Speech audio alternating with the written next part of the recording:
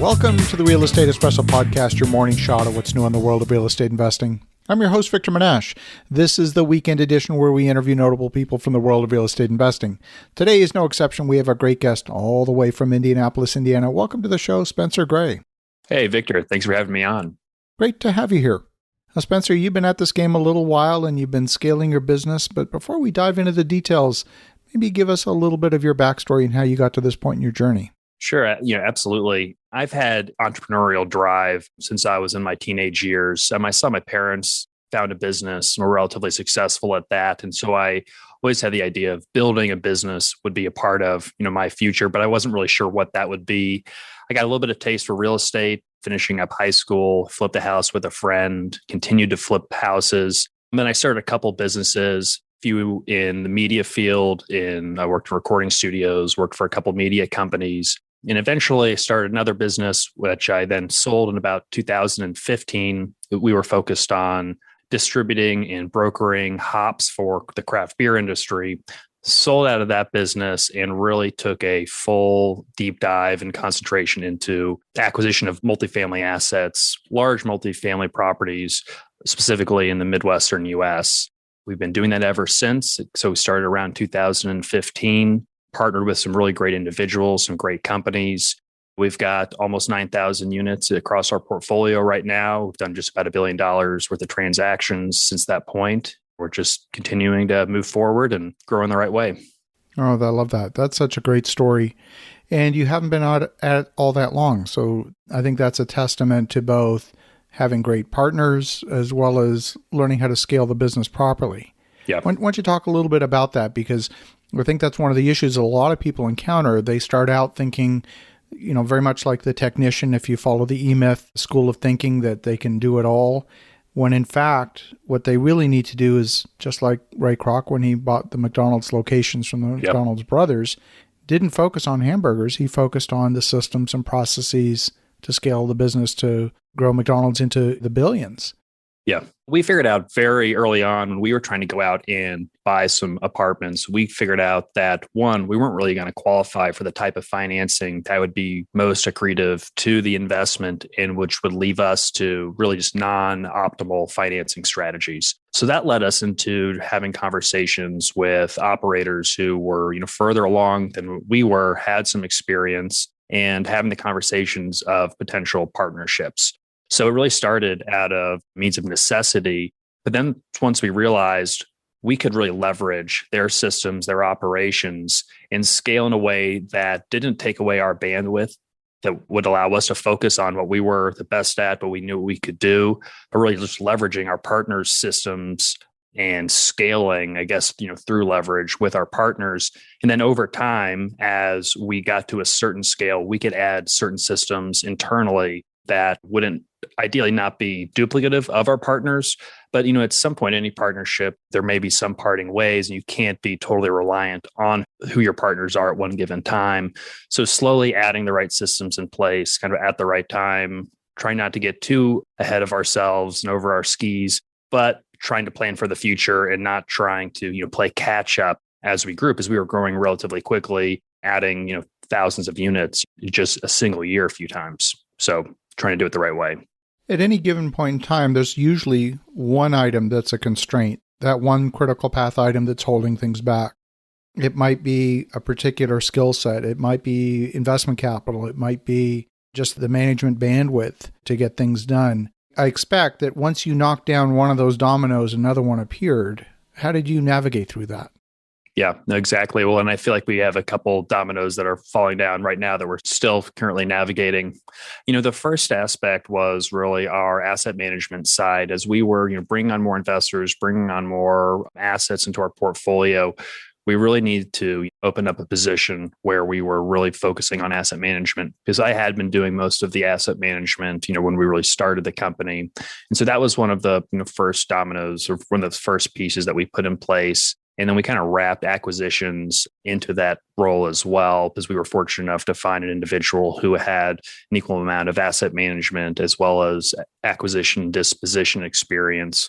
But then as we continued to grow, there was more of a need to add additional investor relations personnel to stay on top of communication with current and future investors, because we were just being, spread relatively too thin. And then as, those key positions are being put in place, adding key personnel under those employees to kind of continue to building out the systems and the key roles kind of each step of the way. And I imagine that somewhere along the way, there were probably a few mishires or perhaps people that had been with the company since inception. Yeah. That outgrew the organization or the organization outgrew them. How did you deal with that? We were fortunate that we didn't have a lot of permanent hires that ended up being kind of mishires. It was more of, we had quite a few virtual assistants and just remote personnel that weren't necessarily full-time. And some of those just weren't the right fit. And I mean, especially in virtual assistant roles, it's a great way to bootstrap and to scale without, really having to have the full liabilities of full-time employees.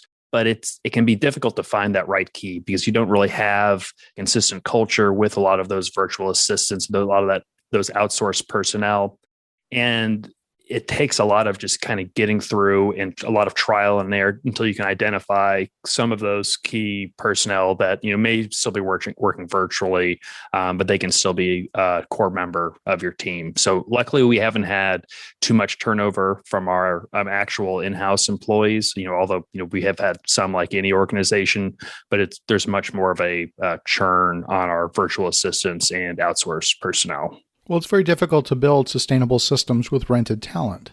Exactly. And I found that often when you're dealing with, I'll say low-level employees, you can often delegate work, but it's difficult to delegate responsibility. Yeah. So it always comes back to you. And the leverage that you get is quite limited because you're not getting tasks to completion. Yeah. And I think that there's an understanding, especially from the virtual assistants or the outsourced personnel. They know that this isn't necessarily going to be a long-term career. They're not going to stay with this company and they don't see necessary levels of advancement. So it's very much more transactional. And I don't think that's a bad way to look at it. But that being said, we have had some great relationship with individuals that have, really matured over time, but it's still different than from of our actual, key employees. One of the reluctance to hire often is, boy, do I really want to add that expense? And one of the fallacies often is that when you hire the right employee, they actually make you money. They don't cost you money. Yeah, exactly. So how did you get to that tipping point?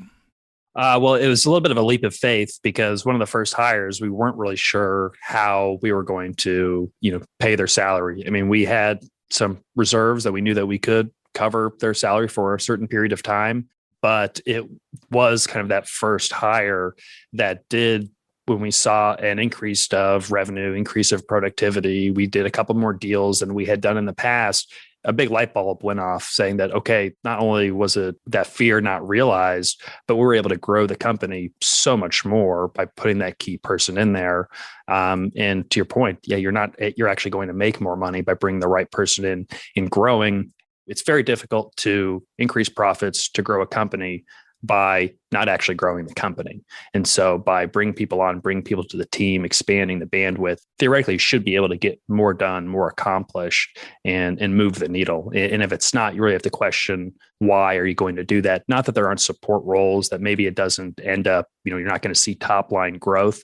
There's still important positions. It's going to add to the future of the company and ability to scale. But that first hire when, we weren't sure, okay, how are we going to cover the salary? How is it going to work out? It was still the best decision that we made to, go forward and bring that person on. Yeah, I love that. Often when people are getting started, the tendency is to give equity in order to bring someone into the organization.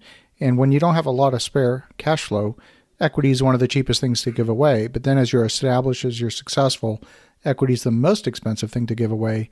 And it's actually cheaper to hire. When did you make that transition? Yeah. So, you described it exactly right. And that was the process that we went through. So we did give up some equity on our first hire or our first large hire. And part of that was that, they were taking a leap of faith with us as much as we were kind of going out taking a leap of faith, hiring them and bringing them on, because even though we had a track record, we were doing a lot of business, we were still relatively unknown. And to, leave a position where, you have some tenure, and we weren't looking for an entry level position. We wanted to have someone that could, really be accretive to the team and was more knowledgeable than we were in certain aspects. We did include equity on projects, but we made it, conditional. We didn't leave it open-ended and for forever, because as the business grew, as it developed, we may have to make room for other projects. And we made it on a deal by deal basis. It wasn't equity in our entire corporate entity. It was more of projects they were associated with that they were going to see an impact in, and that they really had a hand in seeing the success or failure of that project.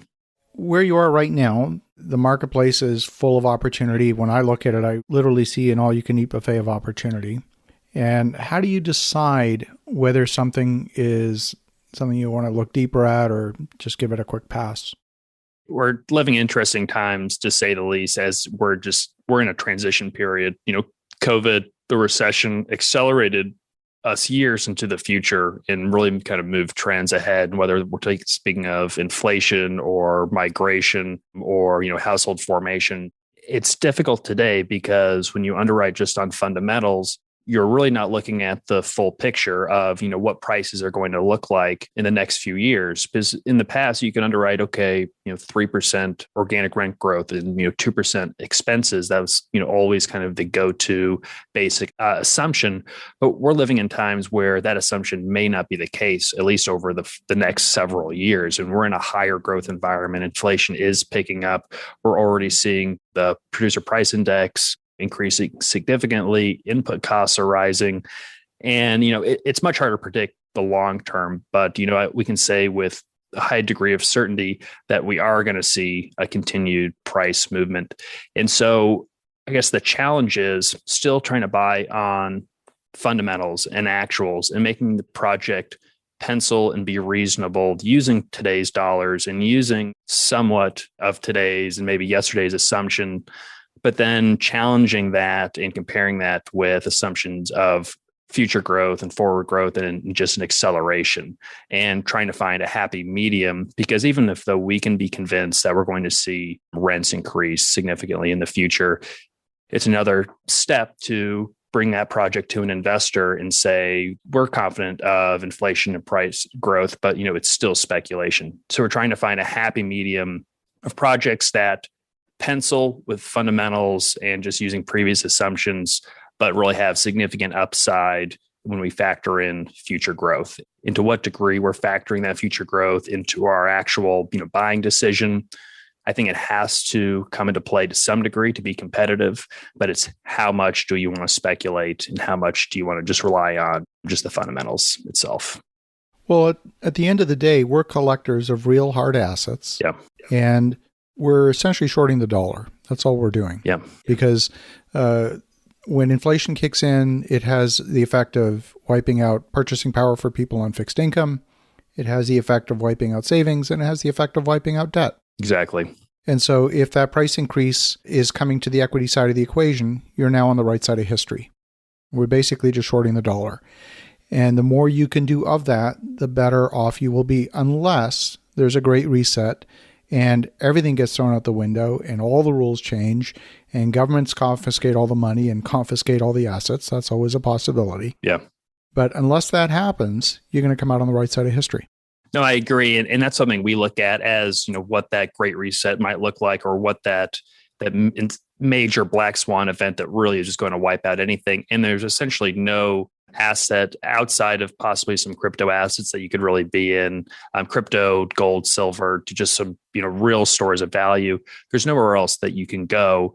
And if we do see the continued devaluation of the dollar, which is clearly happening, printed $6 trillion, we'll probably see a couple trillion more here in the next year. The dollar is going to continue to devalue. And where do you want to have your capital allocated to which assets.